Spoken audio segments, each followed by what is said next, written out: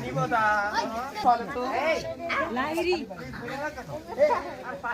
তুমি না দাদু দই খাবে শোনো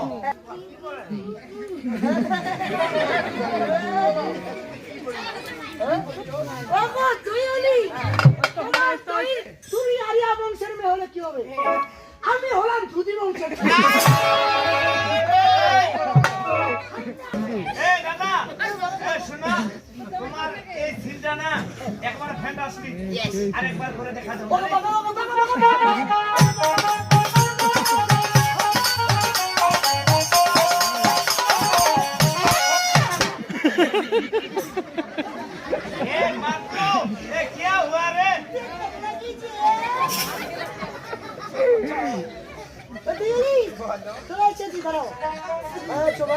এই শোনো